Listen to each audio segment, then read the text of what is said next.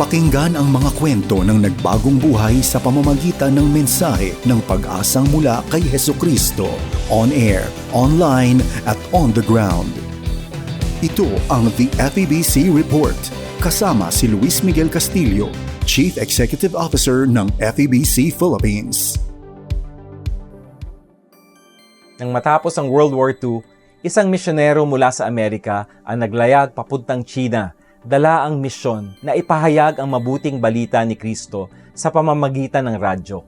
Siya si John Broger, isa sa mga founders ng Far East Broadcasting Company o FEBC. Plano sana niyang magtayo ng isang radio station sa Shanghai. Ngunit dahil sa sitwasyong pampolitika sa bansa, agad na nagsara ang pintuang ito.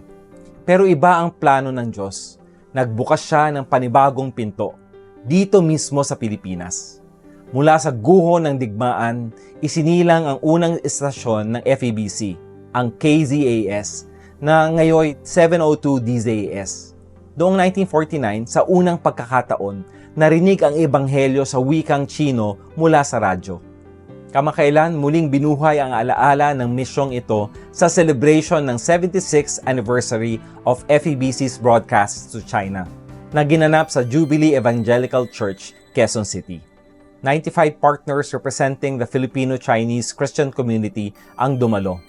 Malinaw na larawan ng pagpapatuloy na pagkakaisa sa katawan ni Kristo.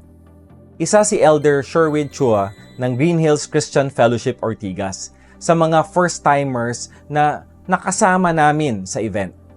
Pakinggan natin ang kanyang ibinahagi. It's been a big eye-opener for me.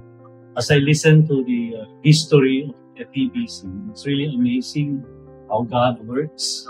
It reminded me of my own days or years when I was living and working in China from 1998 to 2014.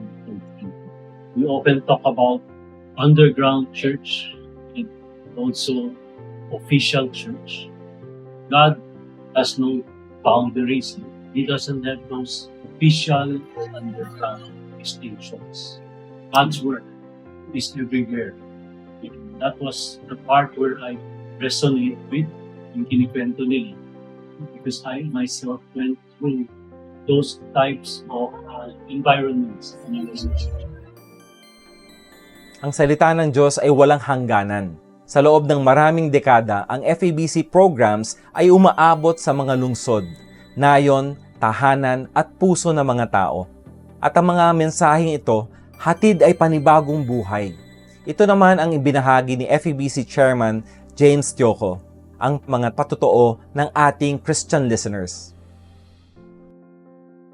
It is also a privilege and an honor for me to sit back and just see what God has been doing in the person of those who even went up this morning testifying of how God transformed their lives simply by listening to radio in China. So we had this couple, Tong family, and both of them eventually went to Liangyu Theological Seminary, being trained until they end up being pastors here in Manila. And as they continue to minister to people, one thing that I have realized, God's word never returns empty.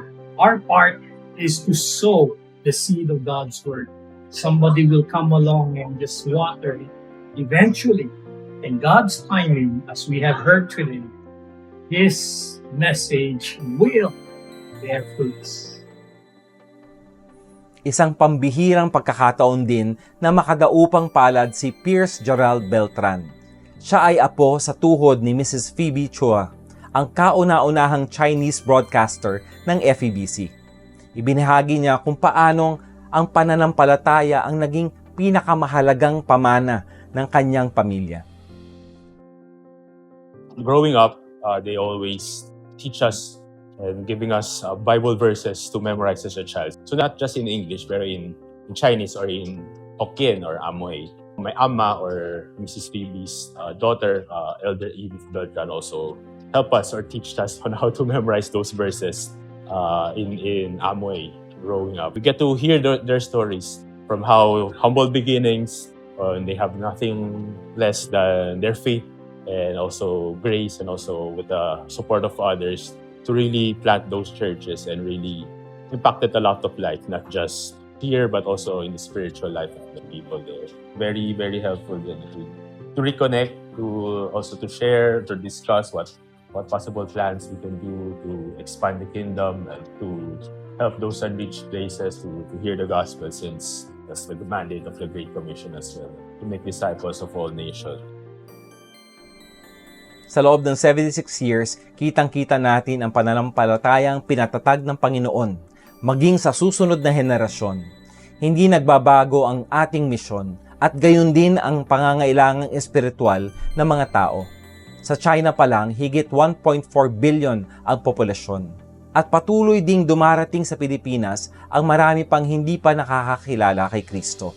Noon, mano-manong kinokopya ang mga Bible verses mula sa mga programang naririnig sa radyo. Ngayon, mas mabilis nang nakaparating ang salita ng Diyos sa iba't ibang digital platforms.